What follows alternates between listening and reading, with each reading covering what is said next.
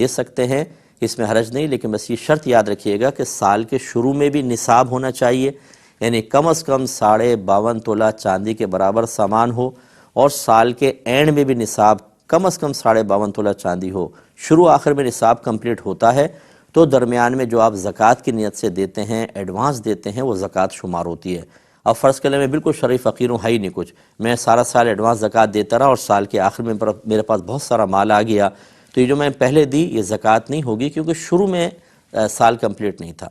ایسے ہی اگر سال شروع ہوا، زکوٰۃ کا نصاب میرے پاس ہے، میں ایڈوانس زکوٰۃ دیتا رہا، لیکن سال کے اینڈ میں خود شرعی فقیر ہو گیا، نصاب وغیرہ سب ختم ہو گیا، تو جو درمیان میں دیا سب نفل ہو جائے گا، کیونکہ اینڈ میں نصاب مکمل نہیں رہا تھا۔ یہ کہتے ہیں کہ کوئی ڈسپلے وغیرہ کسی کو کروایا، اس نے تصویر سے دیکھ کر سامان کو مطلب کہہ دیا ٹھیک ہے، ڈن کر لیا، قیمت مخصوص کر دی، اور ہم نے اب جیسے قیمت لینی ہے اور ڈیلیوری دینی ہے، لیکن بار بار اس کو میسیجز کر رہے ہیں، وہ کوئی جواب ہی نہیں دے رہا، تو کیا حکم شرع ہوگا؟ کیا ہم اس کو کینسل کر کے کسی اور کو دے سکتے ہیں؟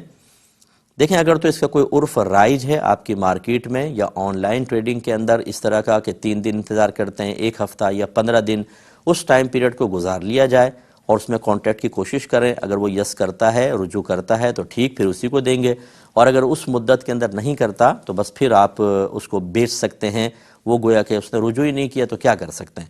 اور فرض کر لیں کہ کوئی ایسا عرف رائج نہیں ہے، قائم نہیں ہے، تو بس پھر تھوڑا سا اتنا انتظار کہ حرج پیدا نہ ہو، یعنی آپ تکلیف میں نہ آئیں، وہ بھی نہیں لے رہا، کسی اور کو بھی نہ بیچیں، بعض اوقات تو اولڈ فیشن چیز ہو جاتی ہیں، پھر بکتی نہیں ہیں یا خراب ہو جاتی ہیں پڑے پڑے، تو ایسی صورت میں جب آپ کو اس طرح کا کوئی خوف پیدا ہو تو پھر اس کو نظر انداز کر کے آپ اس کو آگے سیل آؤٹ کر سکتے ہیں۔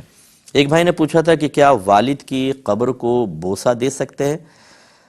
دینا تو جائز ہے، اس میں انکار نہیں، لیکن ہمارا مشورہ یہ ہوگا کہ آج کل کے دور کے اعتبار سے جبکہ ہر ظاہر چیز کے اوپر ایکسٹریمسٹ حد تک جا کر اور سخت حکم لگانے کی عادت قائم ہو گئی ہے، اور حیرت ہے کہ وہ عادت بھی اہل علم کی قائم ہو گئی ہے کہ اگر ایک آدمی کوئی مزار کی چوکھٹ پر بوسہ دے رہا ہے ادباً تو اس کو بھی سجدہ کہہ کر اور شرک کہہ دیا جاتا ہے۔ ایسی صورتحال میں انسان کو احتیاط کرنی چاہیے۔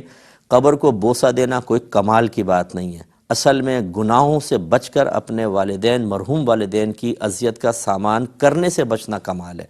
ان کے لیے نیک عمل کریں تاکہ وہ آپ ثواب جاریہ بنیں، یہ ہم نہیں کریں گے۔ قبروں کو بوسے دیں گے، پانی ڈالیں گے، ان کو دھو رہے ہوں گے، کلر کر رہے ہوں گے،